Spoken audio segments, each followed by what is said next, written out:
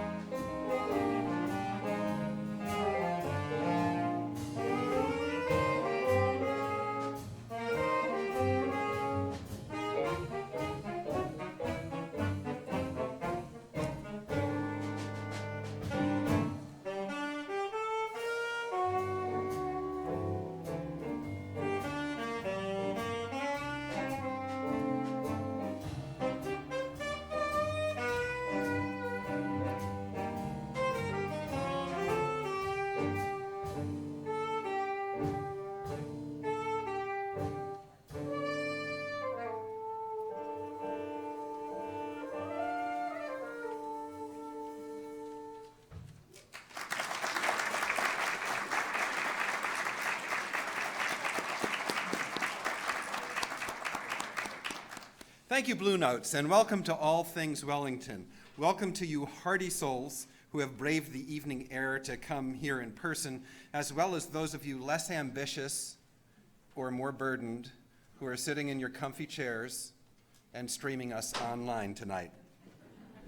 We're delighted to have you all with us here tonight for one of my favorite Wellington events, and I'm going to start off by making up a new word.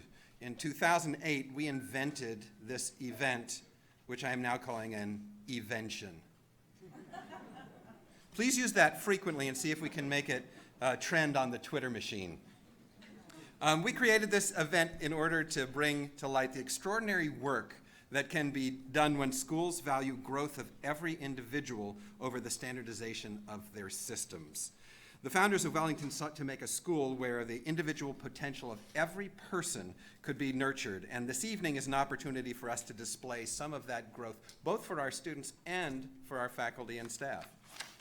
This is a night dedicated to the conversation about what happens when ambition, initiative, and intelligence are encouraged.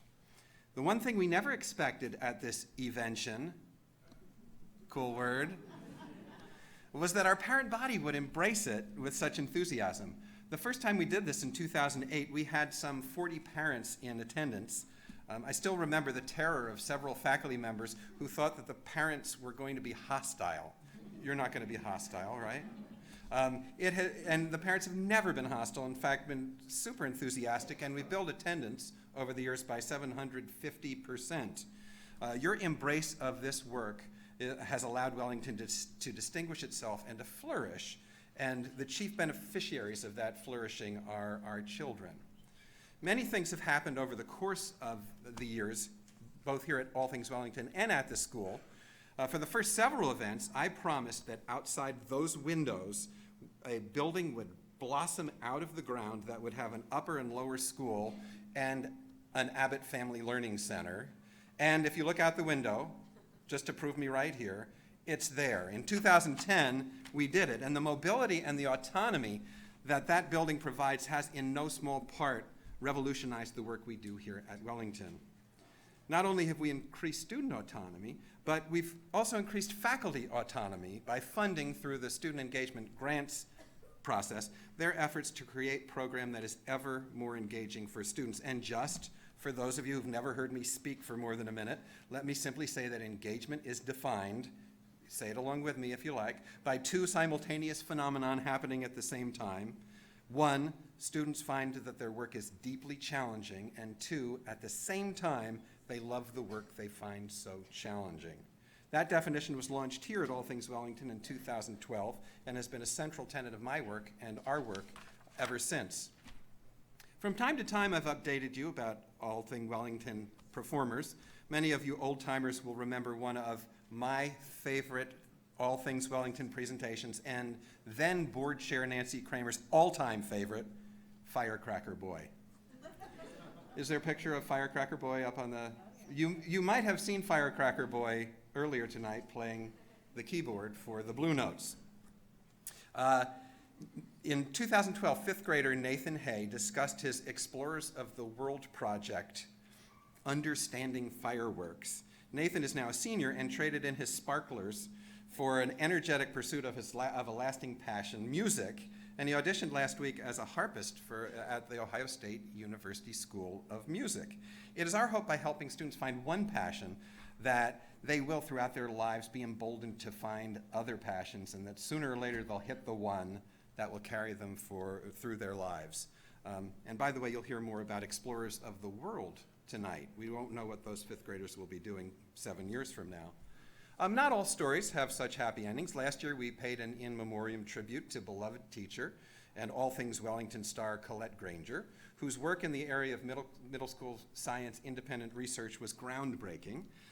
But you'll hear more about middle school science research tonight as well, as her work lives on.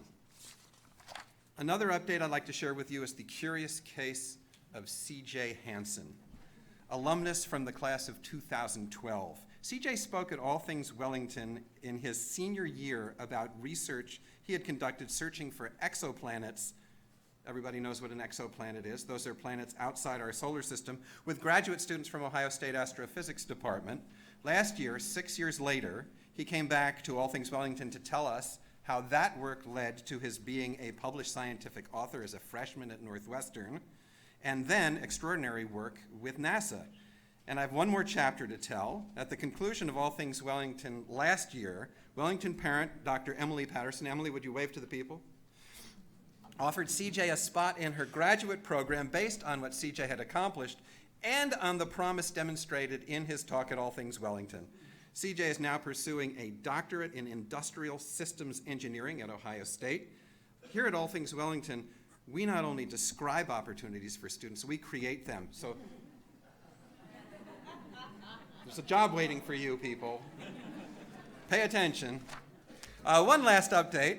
I've mentioned that we seek growth for students and adults, so I thought I'd close my update with me. Do they have that one? I was young once. For the last 5 years, I've been bringing you our various stages of development of our student engagement work, and this leads to a new opportunity to serve Wellington by focusing on bringing that work beyond Wellington in order to revolutionize education in America and bring the returns back to Wellington. Our engagement work is currently being used in 35 schools across America, and my work starting in July will be to bring it to 350 schools. Soon we'll be outlining for the community this new Wellington-owned endeavor and the advantages we hope to bring through this work to our community and our children.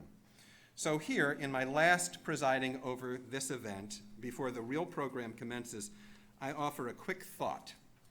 I've often said over the last 39 years to students and to colleagues alike this aphorism: a brain is a beautiful thing to have in your head. Yeah. All Things Wellington has always been and will be tonight a celebration of the glorious brains given to us and the amazing use we can make of them when the conditions are right. And we've worked hard to make the conditions right here at Wellington. One of the most important conditions is that we embrace the fact that the ambitions and dreams of our students should exceed the imagination of their teachers and parents.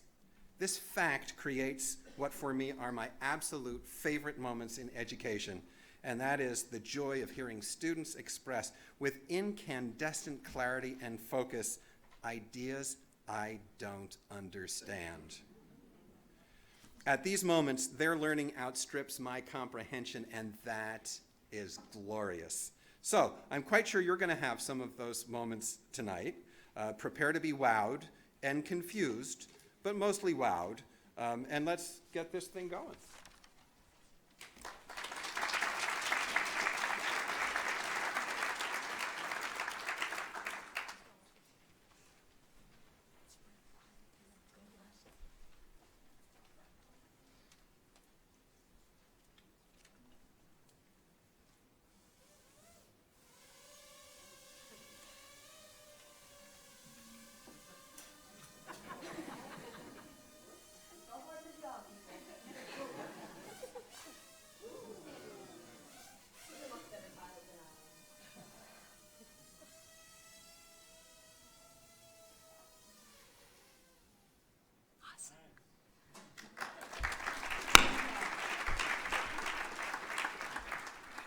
So drones are capturing the headlines, from faster deliveries to safer cities.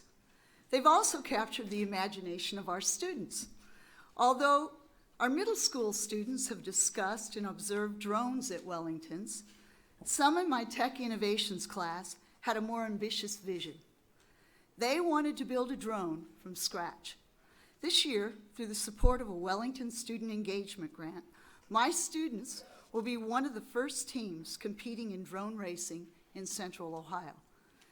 So what does that involve? Well, students use the design process as they build their own drone body, solder circuit boards, add motors, program the transmitter, and connect headsets to it for first-person viewing. This allows the flyer to view the world through the eyes of the drone. What other skills are involved? Well, these students have to learn how to work as a team, taking on specific job roles. They're also learning to navigate their mini nano drone through an indoor obstacle course. They're solving problems and innovating by using each other's skill set and reaching out to experts when we don't have the answer. They're also communicating their process to a larger audience, while also introducing drones to the lower school. What do I do when students become the experts?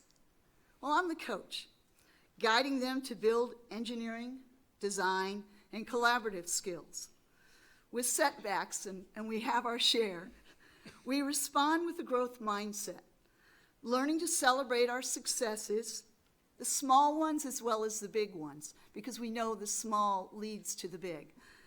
I will let the students tell you a little bit more about our journey. To me, tinkering is building without instructions. My job as an electrical engineer, I tinker with microcontrollers, capacitors, motors, propellers, and many more things. There are many different ways you can tinker. You can take something apart, or you can build something. You can build something from scratch, or you can take something apart and reuse the parts. You can start to tinker with minimal tools, like a screwdriver, a hammer, a pair of pliers, anything. Like many things, the more you do it, the better you get, and tinkering is very fun. In our group, I'm the fabricating engineer. I'm the student expert on a program called Fusion 360. Fusion is a program in which you make 3D designs. You can take these designs and import them into a slicer program. A slicer is a program that converts .stl files, your designs, into files called .g-code. That G-code is interpreted by the printer to tell it to print. We've experimented with many printers and slicers, but come to the conclusion that our Lowellsbot mini printer works the best with a slicer called Cura. These together make the perfect match to make our ideal drone body. I've also taught a 1-hour immersion workshop on 3D printing to my peers in the middle school. In this class, I show how to use Fusion hand in hand with a slicer called MakerBot Print. The students learn how to make their own 3D designs, and they learn how to print their designs. I'm looking into other materials to print the drone body in. Hi, I'm the project manager. This means that I'm in charge of all the research and the communication. I love my job because it doesn't isolate me. I get to talk a lot, and I mean like a lot, you have no idea, to everyone. I do stuff like reaching out to outside people, lots of Googling, and making sure that everyone on the team gets the right info. One of the things that I've been looking into is moving all this cool drone stuff that we're doing up here in the middle school to kids down in the lower school. And while they probably won't be programming transmitters from scratch like we are, we've found some programs that'll be easier to understand, to get them interested. Maybe we'll even have some new members next year. Wink, wink. If you want to hear more about our drone project, please come to our breakout session.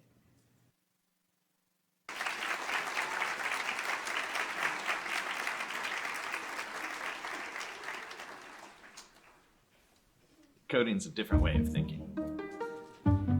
We begin with small tasks that build on each other and can later be applied to robotics.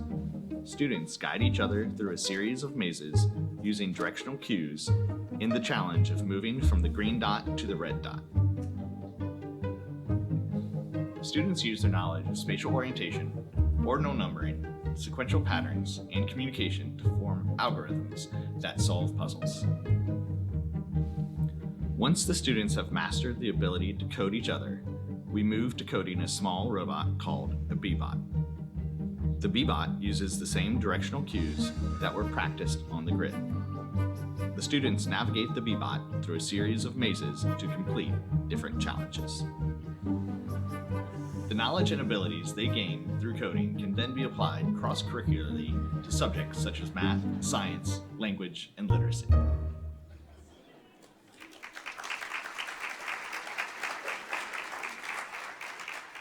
We are all living in an age of code and data. It's almost impossible to experience a day without interacting with code. Your phone, your car, your watch, maybe even your refrigerator now, is all driven by code. As we have heard in the preceding presentations, Wellington is embracing coding as a necessary 21st century skill.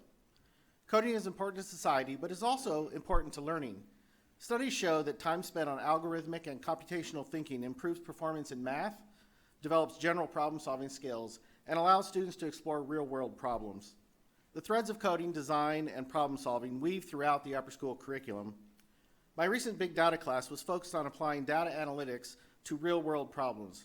On day one, students had their final assignment. Select a socially significant topic that speaks to you, and develop a compelling argument supported by data. As a class, we developed techniques to wrangle, analyze, and visualize data, but the single focus of each individual student's work was their own project. Some of the interesting projects were gender pay equity from local to global perspectives, and teen gun violence versus gun control measures. One project actually went even further than the final day of class, Harrison Morowski's mining housing data for business opportunities. There's no better feeling as a teacher than to hear months or even years later that one of your students is still working on their game or continuing that project. I was lucky last year to be reminded that given time to grow, a small encouragement by a teacher can produce an amazing outcome. Dr. Richard O'Shaughnessy, an astrophysicist, is currently working with the Nobel Prize-winning group studying gravity waves at LIGO. That's the Laser Interferometric Gravitational Wave Observatory, in case you wanted to know. Was kind enough to mention me as inspiring him to pursue physics after some independent study work we did way back in 1991. This fall, I read an article in the suburban newspaper featuring, quote, local Wellington senior Harrison Morosky turns love of drones into business. And I had another one of those moments, yes. Early on in our big data class, Harrison had asked if he could do his project on a business idea he had. He wanted to use his drone to inspect residential roofs for damage and offer this as a service to homeowners in Franklin County. He data mined the Franklin County Recorder's Office for residential property data. From this, Harrison built a model to predict which areas of the city would be good candidates for roof replacements. He was all set to conquer the world of roofing. I mean, come on, right? You've got your business all done in a month or so. And it, of course, failed. The homeowners didn't care. Harrison discovered that sometimes a technical solution is a solution to a non-existent problem. And so the great thing was Harrison pivoted. He realized that the homeowners didn't care, but the builders, the roofers, certainly cared. His application of advanced drone technology reduced their cost and increased the number of inspections that they could be completed. Are you watching the video now? This is a video of him inspecting a roof using his drone. And Wellington was born with outside-the-box thinking and resilience and problem-solving, and we celebrate these exact same properties in Harrison's new business. Thank you.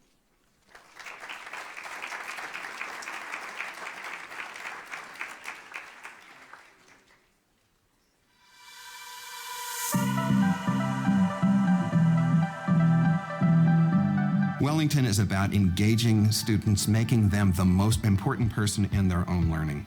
At Wellington, we have a system built where we want to affirm that the student voice matters and that students are known. Students have opportunity to develop their voice in figurative ways, and they learn through different modes of expression how to get that out there and how to share their voice with others, their voice, their vision.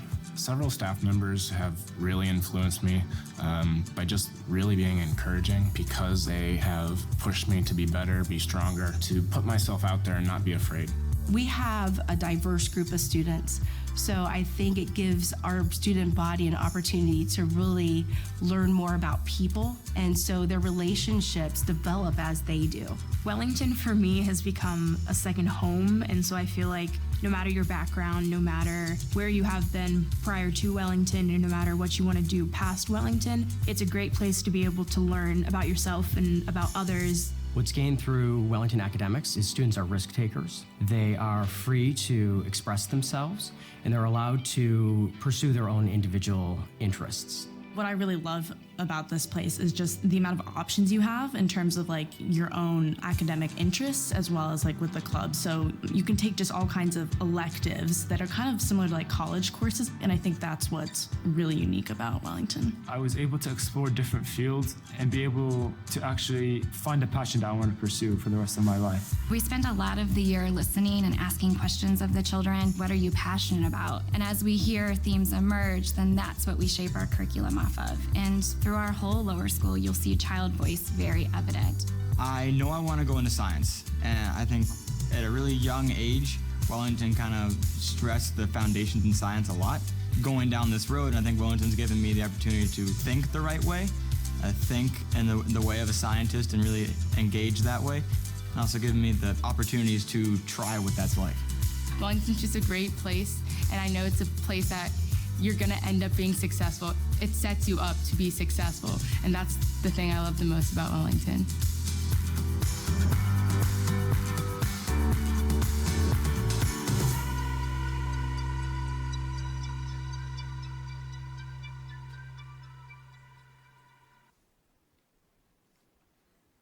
Lower school students practice problem solving by using the design process. Empathy, a foundational piece in this process, allows students to consider differing points of view, become critical thinkers and problem solvers, and be agents of meaningful change as they begin to see the world through the lens of possibility. This is an essential practice through which students can see the world from many differing perspectives. This year, fourth graders faced an authentic problem, a student's need for movement or a quick break to reset focus throughout the school day. They took initiative to design, develop, and provide an energizing path for all students and adults to experience when traveling through the lower school hallway. The design process began with research regarding the purpose and need for such a path. What do we do when we get the wiggles, or can't focus, or need a break? In small groups, students proposed different components for a prototype, challenging students to move along in a fun and engaging way. Dancing, hopping, pacing, and avoiding the lava were among the favorites. The different activities allowed students using the path to take a quick movement break when they needed, because they needed to refocus, they met an obstacle, or they were simply rewarding themselves after a challenging activity. Students of all ages, teachers, and parents benefited from and shared moments of joy while traveling creatively down the hallway. Fourth graders then interviewed users of the path to more fully understand their unique encounters in order to redesign for more powerful experience. Although the design process for the path was initiated to maximize their own engagement at school, they developed empathy to better understand the needs of others.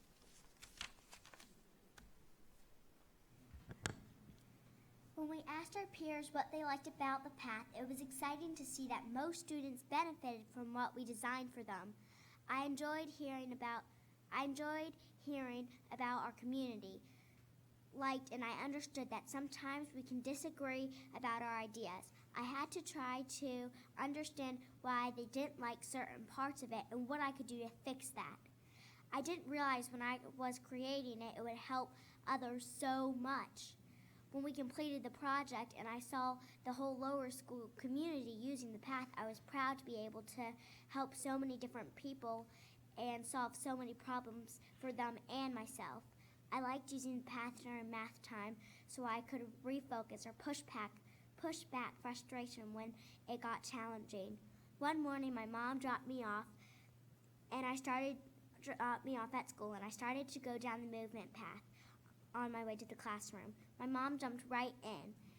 It was fun to experience that together and to see her playing just like me. We talked about how fun it would be to make a path like it at home when we need a break or to push back frustration or to squash frustration.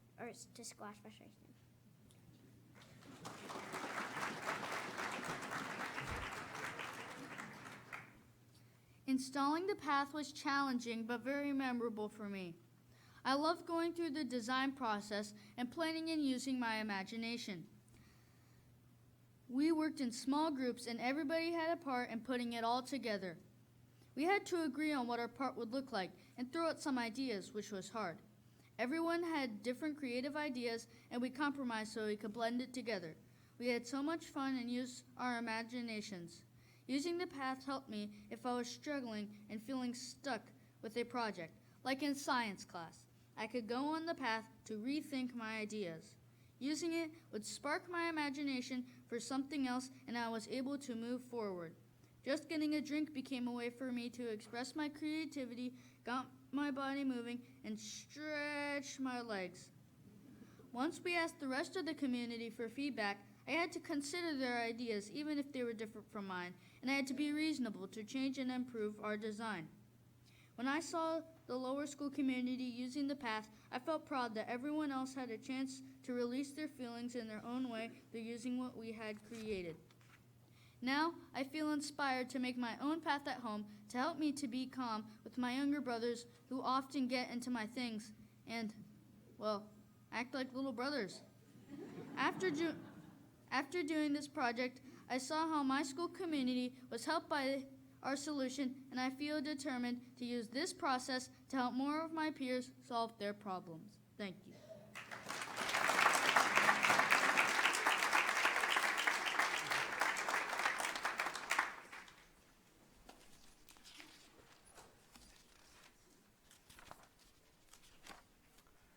Fifth grade's Explorers of the World class provides time in the school day for embarking on student-centered research projects based on passion and curiosity. Each student is the explorer of their world as they select a research topic to serve as a learning hub. Natural ties to math, science, language arts, and social studies emerge and are discovered. Through a Wellington Student Engagement Grant, I was given the opportunity to learn and understand how to incorporate the United Nations 17 Global Goals for Sustainable Development into the Explorers curriculum. Keeping with the Explorers concept of thinking with fluidity between subjects, each student selects one United Nations global goal as his or her individualized, concentrated study. For example, a topic such as Goal 11, Sustainable Cities and Communities, can lead a student down a path that connects science, architecture, and even drone technology. As our students engage in the research process, read primary source accounts, collect and interpret data, empathy builds, and insight coalesces around the central needs within a topic. Students take their understandings from their research and apply an innovator's mindset to imagine and create solutions. For example, after hearing statistics such as 3 in 10 people lack access to safe drinking water, Ross Braswell was inspired to understand more about Goal 6, clean water and sanitation. Ross's interest in this topic merged geography, water science, and engineering. The research process galvanized him to make his own water purifier. He created, tested, and persistently made improvements to his prototype until he achieved a working filtration device. I cannot stress enough the joy that the joy that it is to watch our young change makers demonstrate such focus and enthusiasm on these and other weighty topics such as clean energy and zero hunger. Enhancing this experience further, the middle school has recently partnered with the innovative humanitarian organization Design Outreach. Their experts will be resources and guides for our students on these global problem-solving journeys. In an additional problem-solving opportunity, a team of our middle school students will be mentored by upper school student Alfonso Bada Lopez. These students will be taking part in a junior Model UN simulation. The research skills gained in the global problem-solving process become a bridge between empathy and action. As new knowledge is acquired, students are pushed to construct their own worldviews while gaining the affirmation that their engagement in the world is imperative.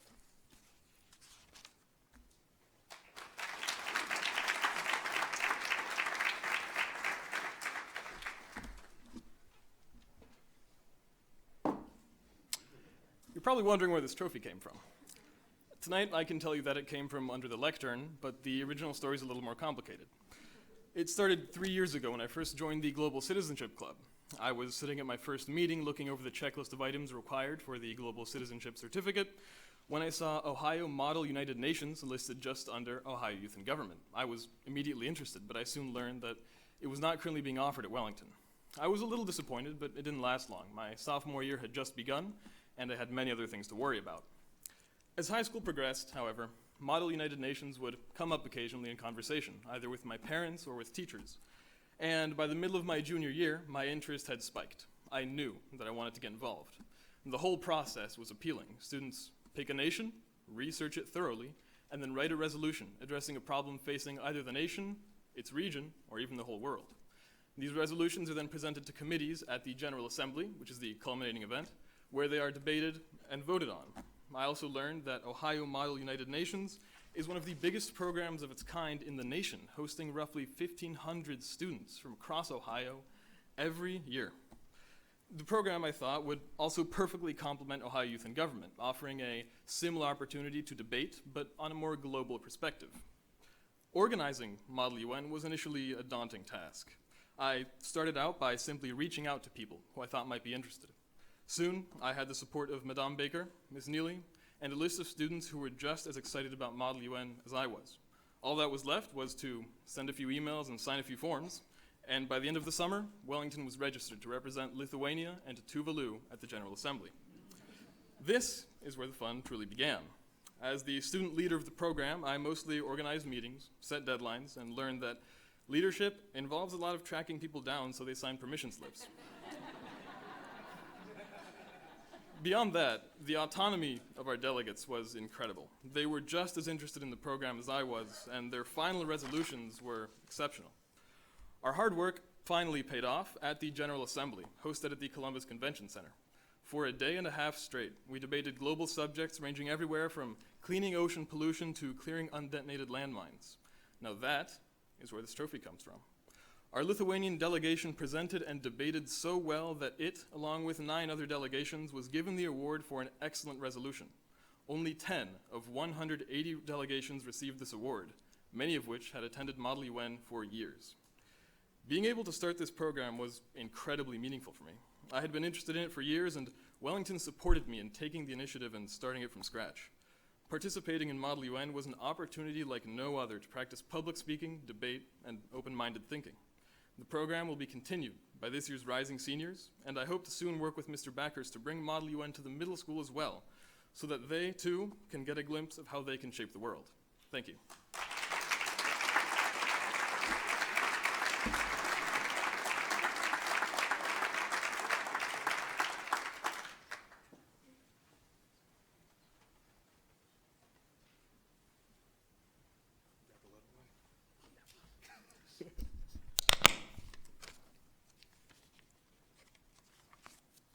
Good evening. My name is Jacob Robinson, and I'm here with Chris Noble.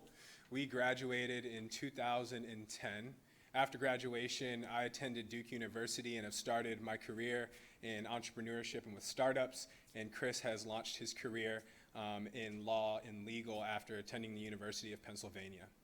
When we both returned home from New Orleans and Kentucky, we wanted to find a way to give back.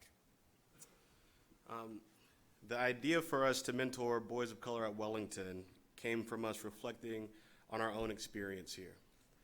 During our time here, we both participated in the musical, student council, and we both played basketball, and Jacob played other sports, and I did more musicals. But even though we're both black males and above 6 feet tall, we weren't typecasted as athletes. We were able to do what we wanted to do and encouraged to do so.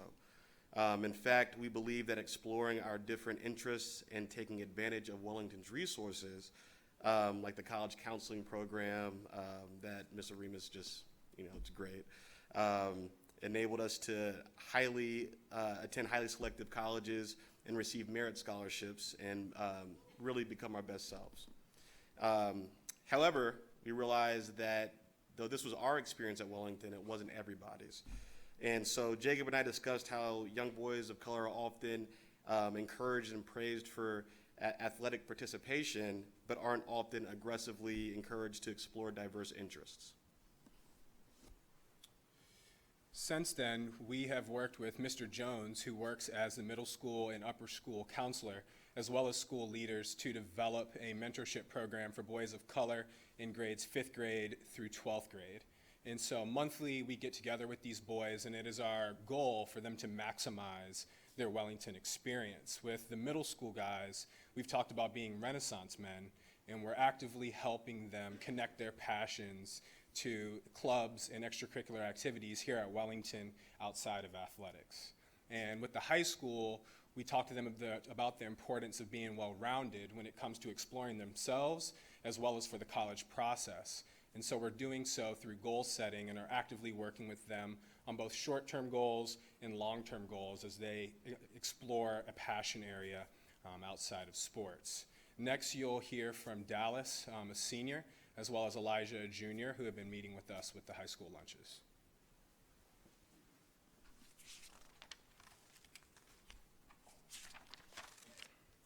Good evening, everyone. My name is Dallas Patrick, and I'm a senior here at Wellington. My experience with the Boys of Color luncheons has been great, particularly by connecting with Jacob and Chris. Neither of them knew what they wanted to study and pursue in college. This was reassuring, as at the time I first met with them, I wasn't so sure either. I think of them as bumpers of reassurance that we are not alone here at Wellington. They've given us a blueprint, a way to succeed, challenging us to use our minds, not so much our athletic skills. They challenge each of us to write a SMART goal.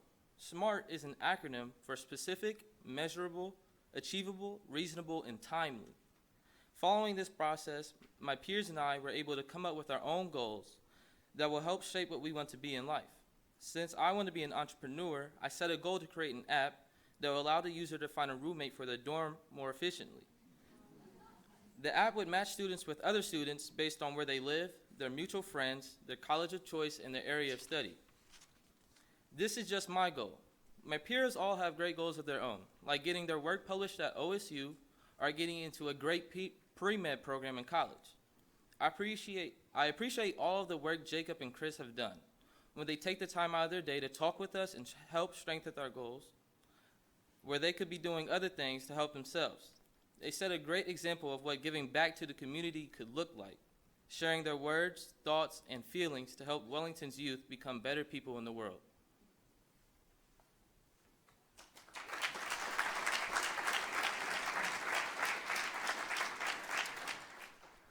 Good evening, everyone.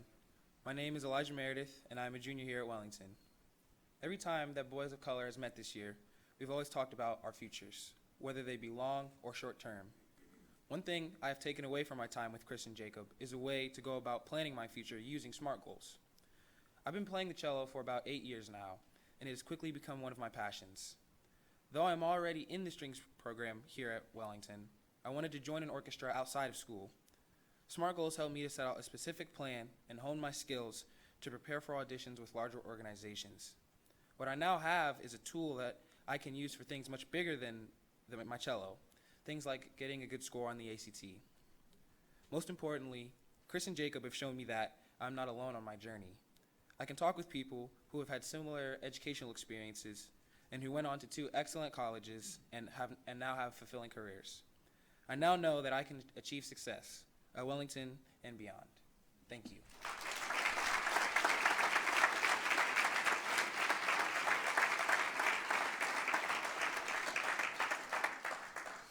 In conclusion, Chris and I could go around the room and thank teachers, administrators, coaches, counselors, and school leaders that were instrumental to us exploring ourselves as students, as leaders, as athletes, and artists, and the list goes on. When we thought about this idea, we turned back to those group of people, and they've been quite supportive as we've launched these lunches, and we thank you. We believe that given the expectations that we as society put on boys of color to be athletes, they particularly need encouragement and guidance as they explore themselves outside of sports. However, we also believe that all students at Wellington, regardless of their race, their gender, or their background, should know that Wellington is a place where they can explore their full selves. Thank you.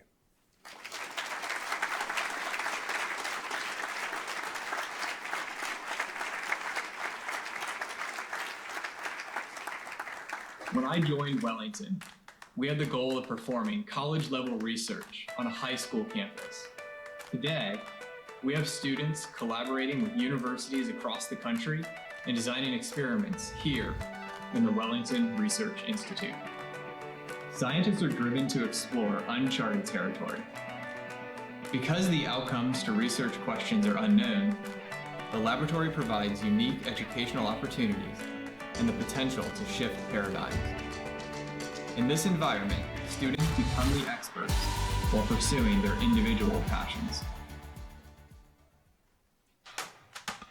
How does the Wellington Lab experience promote self-discovery, autonomy, and passion? By focusing in on what is most interesting to our students.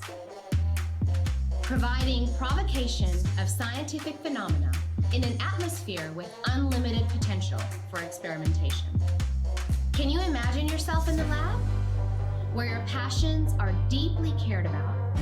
You have the space, time, and resources to go beyond just that one idea.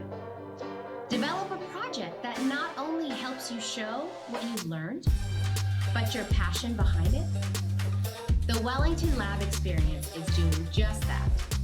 Disrupting the rigid hierarchy by putting students in the driver's seat of their own learning.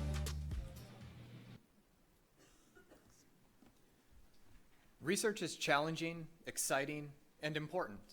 Growing populations, technology advancements, and societal changes are creating new problems that require keen scientists to solve. One such challenge regards the storage of digital data. I'd like to introduce 8th grade student Vincent Curler and senior Veronica Poster.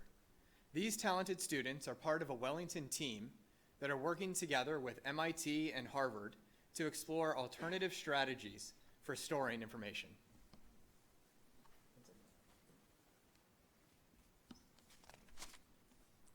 This is a standard 1 terabyte hard drive. Every day, the world produces enough data to fill 250 million of these drives. If laid end to end, that would wrap around the Earth's equator.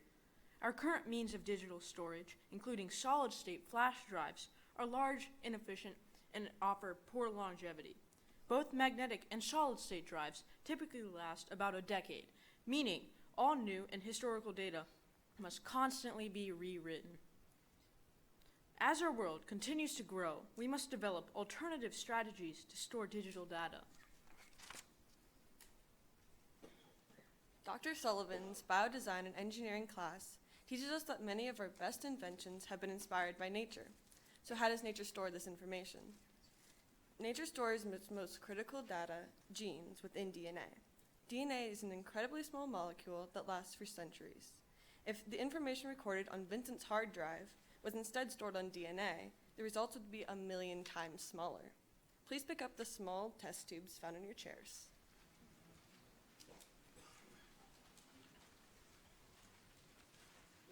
This year, our group used basic coding to convert files into binary, which were written into a DNA sequence.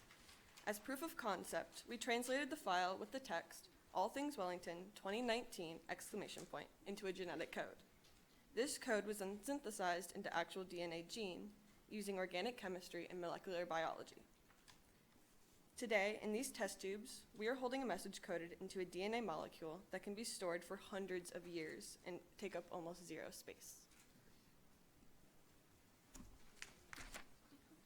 My job is so much fun. This project lies on the cutting edge of engineering and discovery, and it's being performed by Wellington students in this building. The tubes you're holding with a nearly invisible drop of water actually contain more than 1 billion copies of the gene that our students synthesized. To give you some frame of reference, that same drop could store the entire Library of Congress if converted into DNA. For those wanting to prove its content at home, as I'm sure some of you will, Vincent's going to walk you through that protocol. Vincent?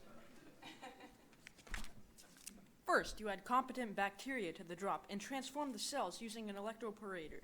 Once the bacteria have taken up the DNA, you grow small-scale cultures in an incubator. After the cultures reach saturation, you purify the amplified plasmids. To the sample, you add single-stranded oligoprimers, a polymerase, and free nucleotides. Finally, use a capillary gel electrophoresis and computer software to read the DNA sequence. I know it sounds complicated, but it's just my average Tuesday afternoon. This has been a fascinating project, and I am excited to continue working on this problem and solution. Thank you.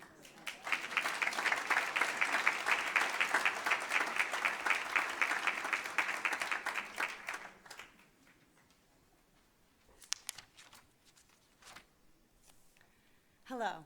Wasn't tonight's programming wonderful? Let's give all our presenters one more round of applause.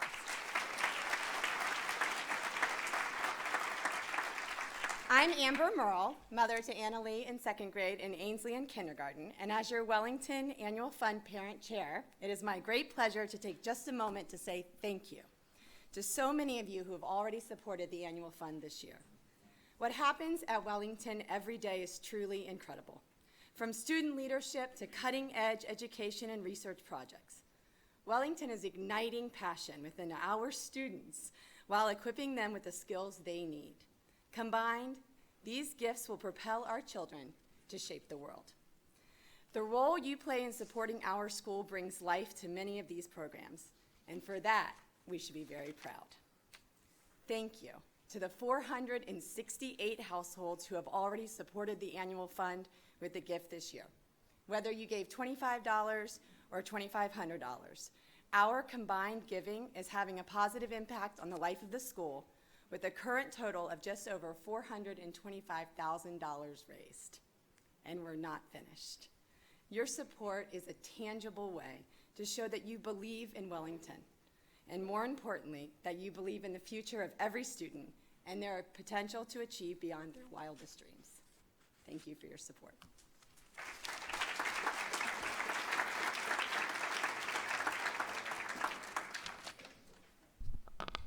All right, first off, be responsible with that DNA we gave you. all of Wellington's secrets in that double helix in your hands. I'm so impressed by the quality of the presentations, but most importantly, by the quality of the presenters. It's an energizing night with the student ownership and autonomy on full display. I love it all. Tonight we saw the power of students becoming experts in areas previously unexplored. We watched outstanding teachers creating provocations that inspired students to ask more questions and to research more deeply. Speaking of teachers, I don't know if you noticed, but Charlie, the 6th grader, mentioned that he teaches a class here. What's going on at this school? But I need to be in that class. Through tonight's presentations, we also experienced the real impact of mentorship, with older students and alumni reaching back to share their wisdom, guidance, and connections. And you know the difference between knowledge and wisdom, right? Knowledge is understanding a tomato is a fruit. Wisdom is knowing not to put it in a fruit salad. When students have peer mentors, wisdom, which is so important, is sometimes easier to articulate and understand. That is not to say this is easy work.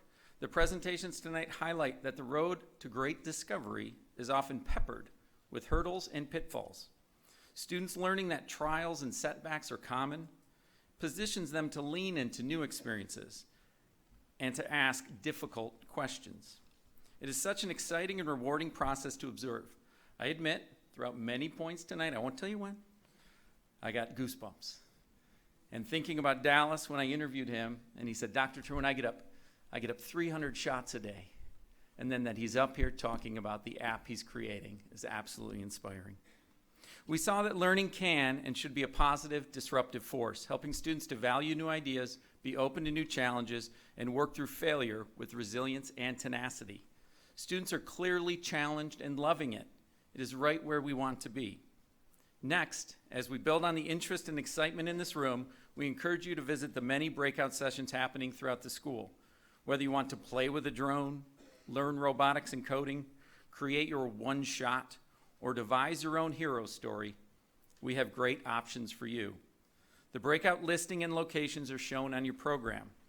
Thank you for taking the time to be here with us. It means so much that you share your time, and most importantly, that you share your students with us. We do not take that responsibility lightly, and this evening gives us a chance to highlight the power of that partnership. Have a great rest of the night, and I look forward to seeing you back on campus soon. Go Jags.